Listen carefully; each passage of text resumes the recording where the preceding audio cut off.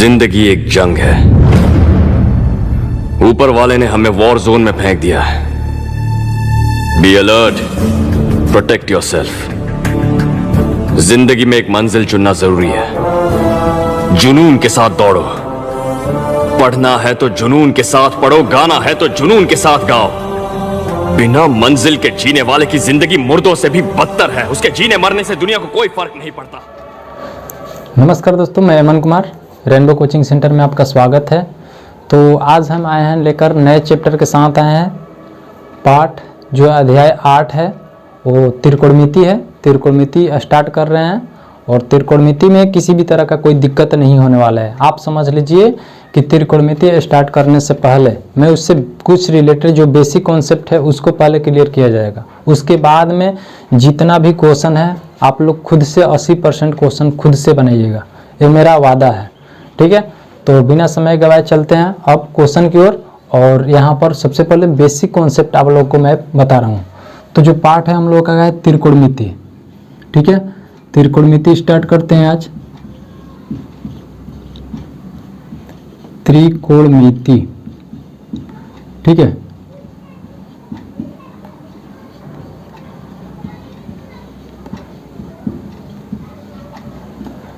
तो सबसे पहले हम लोग ध्यान देंगे त्रिकोणमिति।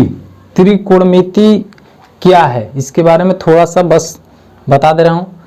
त्रि मतलब क्या होता है आप लोगों के दिमाग में होना चाहिए। त्रि मतलब होता है 3, ठीक है। और कोण मतलब होता है कोण जो हो गया। और मिति मतलब होता है मापन, यानी जिसमें त्रिभुज के तीनों कोणों के बारे में अध्ययन किया जाता है, माप के बारे में अध्ययन करते हैं, उसे क्या बोलते हैं? त्रिकोणमिति। और अलग अलग लोगों का अलग अलग परिभाषा हो सकता है, ठीक है। इसमें कोई नहीं है कि जो बताएं वही होगा, ठीक है।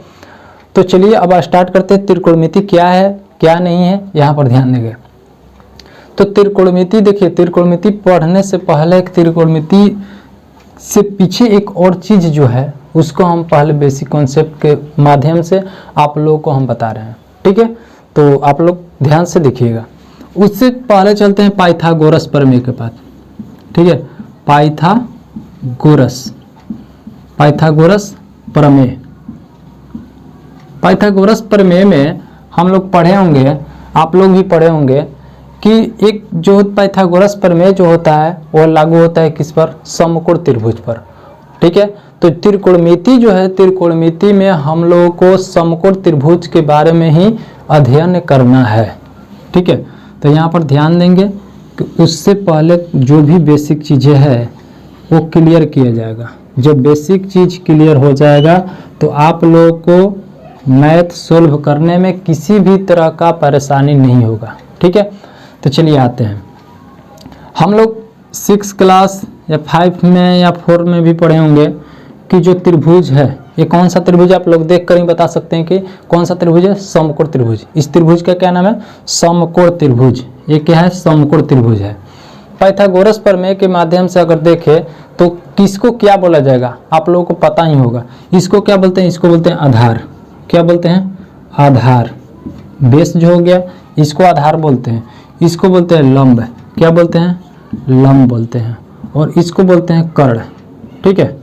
कर्ण बोला जाता है। आप लोगों को भली भांति पता है, ठीक है। तो इसमें आप लोगों को यहाँ तक तो क्लियर होगा, ये सब चीज़ पता है। लेकिन इससे थोड़ा सा आगे चलते हैं। पाइथागोरस जी क्या बोले थे?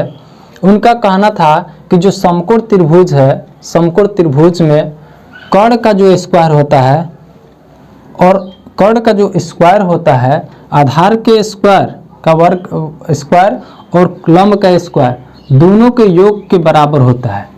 कहने का मतलब कि अगर यहाँ से यहाँ तक की लंबाई जो होगा, ठीक है, कर्ण इसका स्क्वायर करेंगे और जो आधार का मान होगा और लंब का दोनों का स्क्वायर करके जोड़ेंगे तब इस कर्ण का जितना स्क्वायर किए हैं उतना के बराबर होगा। कहने का उनका मतलब था कि कर्ण का जो स्क्वायर होता है, कर्ण का जो स्क्वायर होता है आधार के स्क्वायर, आधार के स्क्वायर प्लस लंब के स्क्वायर के बराबर होता है। उनका कहने का यही मेन रीजन था कि यही कारण था कि ये बोले थे प्रमेय में कि कर्ण का जो स्क्वायर होता है अगर आधार के स्क्वायर करके और लंब के स्क्वायर करके दोनों को जोड़ेंगे ना तो कर्णवा का जितना स्क्वायर करके होगा वो दोनों के योग के बराबर होगा। ठीक, तो ये चीज उन्होंने प्रमेय दिया था।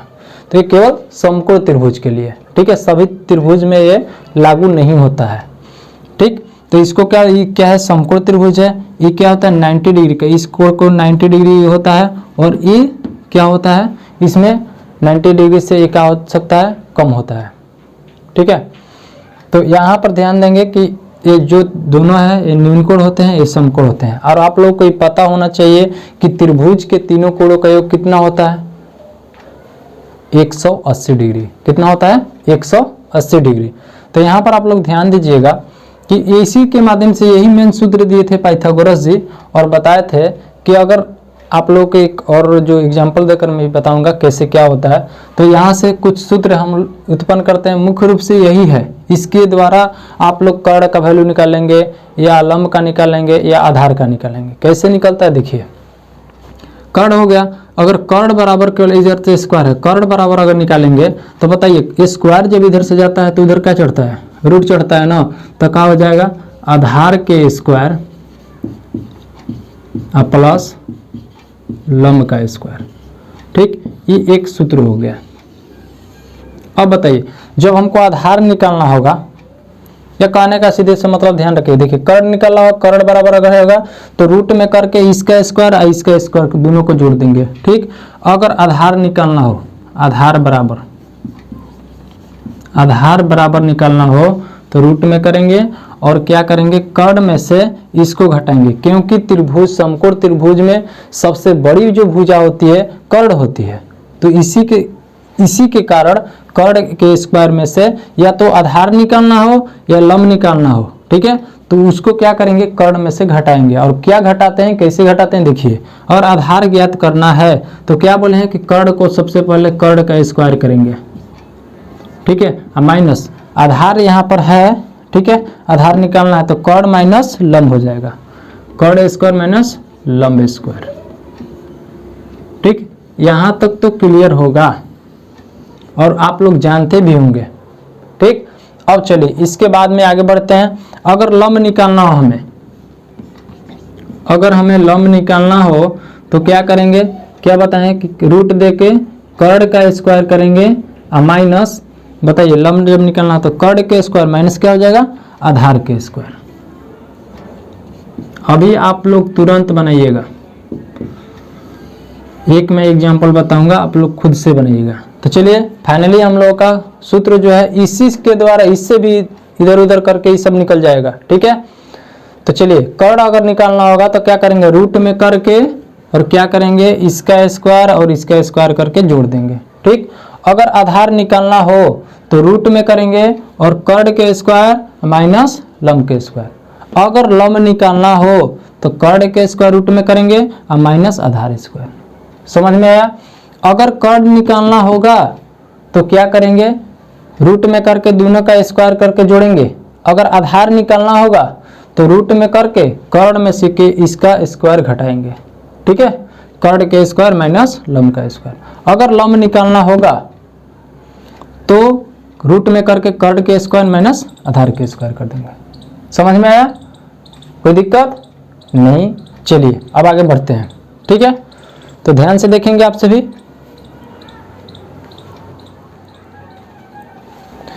चलिए अब आते हैं कुछ एग्जाम्पल के माध्यम से आप लोगों को हम समझा रहे हैं, ध्यान से देखिएगा।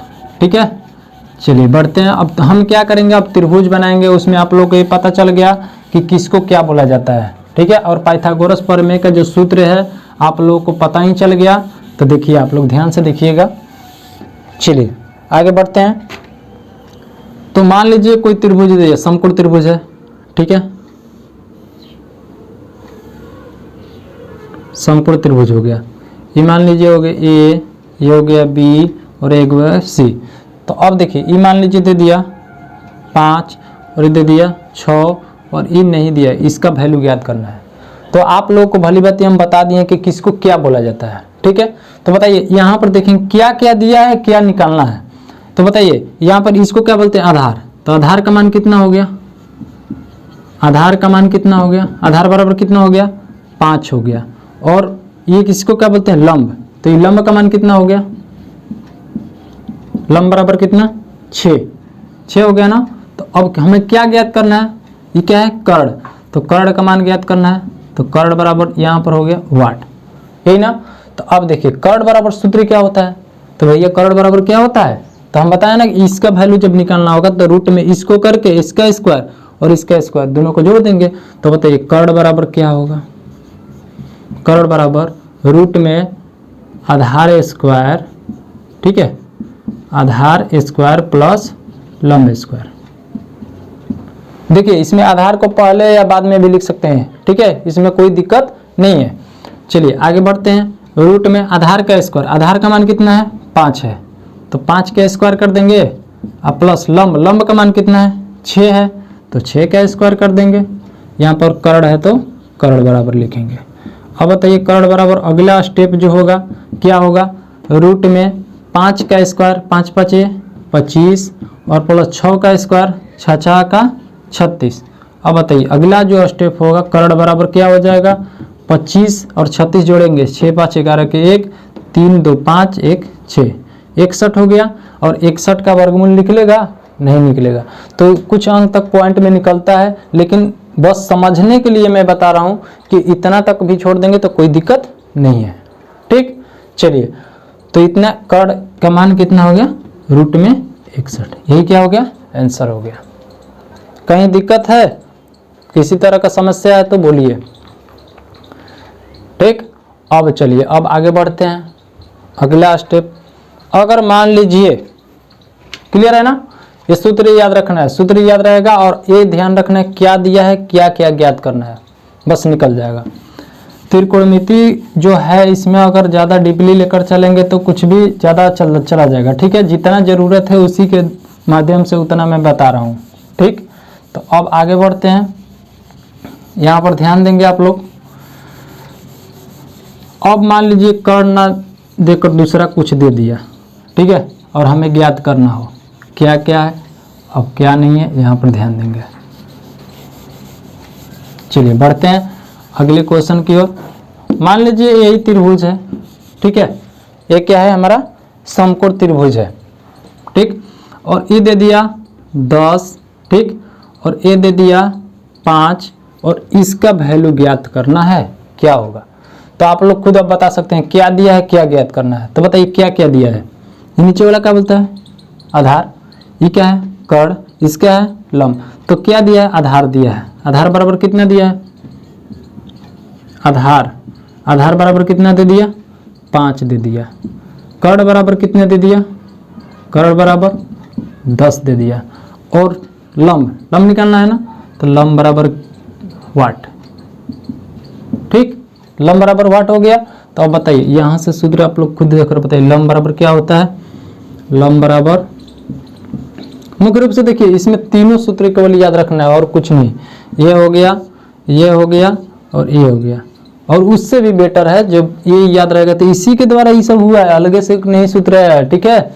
चलिए तो लंब बराबर क्या हो जाएगा, रूट में क्या बताएं बिना देखे हुए आप लोग बताइएगा कि लंब बराबर क्या होगा, कर्ण के स्क्वायर करके कर्ण स्क्वायर माइनस लंब, ये ज्ञात करना है ना। तो ये क्या है कर्ण में से इसको घटा देंगे तो माइनस आधार का स्क्वायर, ठीक है। अब बढ़ते हैं आगे, कर्ण का स्क्वायर, कर्ण का मान कितना दिया है 10, तो 10 का स्क्वायर हो जाएगा और माइनस आधार का मान कितना है 5, तो 5 का स्क्वायर हो जाएगा। यहाँ पर लंब है तो लंब, ठीक। अब आगे बढ़ते हैं, लंब बराबर रूट में 10 का स्क्वायर करेंगे कितना हो जाएगा 100 और माइनस इसको करेंगे 5 5 25।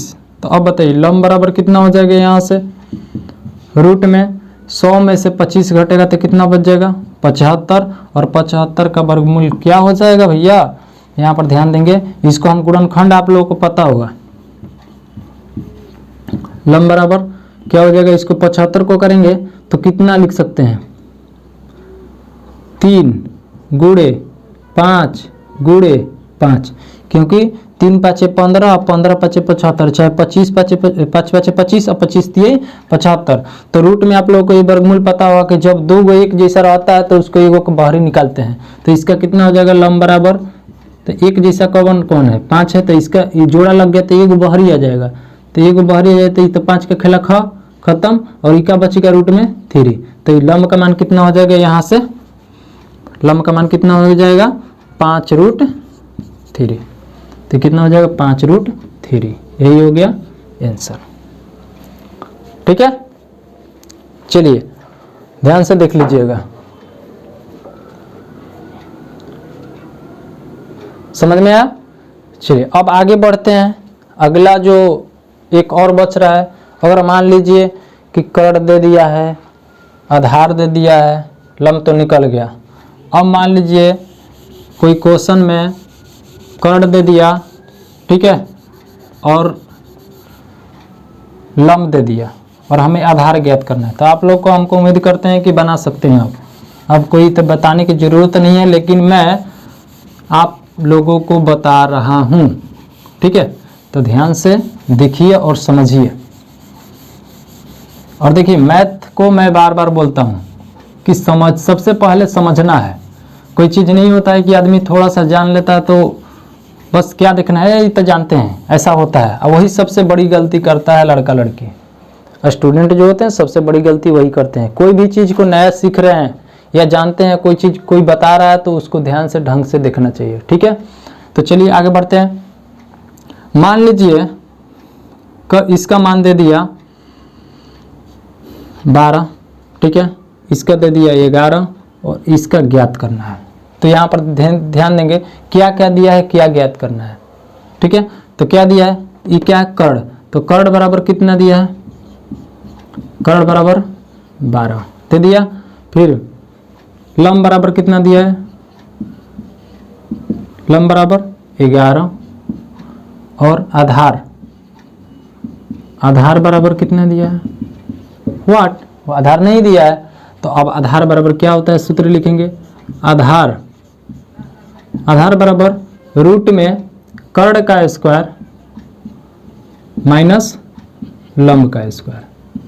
समझ में आया बात, कोनो दिक्कत है? चलिए नहीं। तो अब आते हैं, हम क्या बताएं कि या तो लंब निकालना हो या आधार निकालना हो, कर्ण में से घटाएंगे, ठीक है। तो चलिए अब आगे बढ़ते हैं। आधार बराबर देखिए आधार बराबर कितना हो जाएगा, इसको ज्ञात करना है। तो कर्ण के स्क्वायर सूत्र भी होता है, अगर नहीं समझ में आ रहा होगा तो सूत्र के द्वारा भी देख सकते हैं। कर्ण के स्क्वायर, तो कर्ण का मान कितना है भैया, कर्ण का मान देखिए कितना है, कर्ण का मान है 12, तो 12 के स्क्वायर करेंगे माइनस लंब का मान कितना है 11, तो 11 के स्क्वायर कर देंगे। समझ में आ रहा है बात। अब चलिए आधार बराबर रूट में 12 का स्क्वायर कितना हो जाएगा 144 माइनस 11 के स्क्वायर करेंगे तो 121 हो जाएगा ना। तो चलिए अब यहाँ पर आधार बराबर, बात समझ में आ रहा है, आधार बराबर कितना हो जाएगा, इसको घटाएंगे तो कितना होगा आप ही लोग बताइए। इसमें से इसको घटाएं, हो गया 3, ठीक है, 4 में से 2 गया, कितना बच गया 2, रूट में कितना बच गया 23 ना। तो चलिए अब इस 23 का तो वर्गमूल निकलेगा नहीं, इसको निकालेंगे तो पॉइंट में निकलेगा, कुछ अंक तक पॉइंट में निकलेगा, तो उससे कोई दिक्कत नहीं, इतना तक भी छोड़ सकते हैं, ठीक है। इतना निकालने आ रहा है तो त्रिकोणमिति समझ लीजिए खत्म, आधार का मान इतना हो जाएगा और यही हो गया आंसर, ठीक है। तो एक आज जो था आज की क्लास बस इतना ही, क्योंकि ये बेसिक कॉन्सेप्ट है, बेसिक चीज़ें है, जीरो लेवल से आप लोगों को मैं बता रहा हूँ। त्रिकोणमिति पढ़ने के लिए आप लोगों को ABCD याद होना चाहिए। पहली बात, जिस भाई को, जिस छात्र छात्राओं को ABCD अगर नहीं याद होगा तो भैया त्रिकोणमिति पढ़ने से पहले ABCD याद कर लीजिएगा, ठीक है। अगर ABCD नहीं आएगा तो मेरे बस की बात नहीं है कि मैं त्रिकोणमिति बता सकूं, ठीक है। अगर इंग्लिश नहीं भी पढ़ने आता है तो कोई बात नहीं है, लेकिन ए से जेड तक ABCD याद होना चाहिए कि किसको क्या बोला जाएगा। ठीक है, SOC, ठीक है, SIN, ये सब कहना आना चाहिए। तो उम्मीद तो करते हैं कि ये तो आता ही होगा। ठीक है, चलिए तो इतना तक कंप्लीट हो गया। तो आप लोगों के लिए कुछ होमवर्क दे देते हैं। ठीक है, और आप लोग खुद से कीजिएगा, कॉपी पर लिख लीजिए और इसको ध्यान से बढ़िया से ये सूत्र याद रख लीजिएगा। ये त्रिकोणमिति सीखने का पहला चरण जो है ये है, क्योंकि यहीं से मैं स्टार्ट करता हूँ सबसे पहले। कितने लड़का लड़की पढ़े होंगे, बहुत लोग जानते भी होंगे, लेकिन बहुत सारे लोग हैं नहीं जानते हैं। ठीक है, तो आप लोगों को मैं कुछ दे रहा हूँ, आप लोग कॉपी पर उतार लीजिएगा और बनाइएगा, ज़रूर ही बनाइएगा। और वीडियो देखने के बाद आप लोग वीडियो अगर अच्छा लगे, समझ में आए तो ही लाइक कीजिए, शेयर कीजिए और चैनल को सब्सक्राइब कीजिए, क्योंकि हम आपके लिए इतना मेहनत कर रहे हैं तो आप लोग का भी एक फर्ज बनता है कि आप लोग भी हमारे लिए कुछ कीजिए। ठीक है, अगर समझ में आता है तो कीजिए, नहीं तो मत कीजिएगा। समझ में आया? चलिए तो आगे बढ़ते हैं। आप लोग के लिए कुछ मटेरियल दे देते हैं, घर के लिए होमवर्क हो जाएगा। एक तरह से होमवर्क हम नहीं देते हैं, लेकिन पहला बार होमवर्क दे रहे हैं आप लोगों के लिए। मात्र 5 क्वेश्चन रहेगा और उसमें आप लोग ध्यान से बना लीजिएगा और समझ लीजिएगा। ठीक है, चलिए ये सब समकोण त्रिभुज है और इसमें मैं दे रहा हूँ यहाँ पर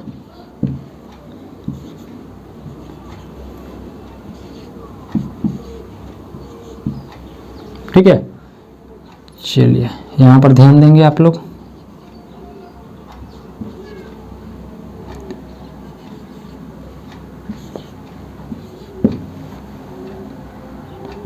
बीस पर 10 हो गया और यहाँ पर वाट हो गया। ठीक है, ये आप लोगों के लिए होमवर्क है। समझ में आया? पहली बार मैं होमवर्क दे रहा हूँ। ठीक है, तो बढ़िया से आप लोग बना लीजिएगा और कमेंट बॉक्स में हो सके तो बनाकर लिख भी सकते हैं आप लोग, इसमें कोई दिक्कत नहीं है। क्वेश्चन नंबर 1, 2, 3, 4 और ये हो गया 5। ठीक है, बढ़िया से समझ में आ गया होगा, उम्मीद करते हैं।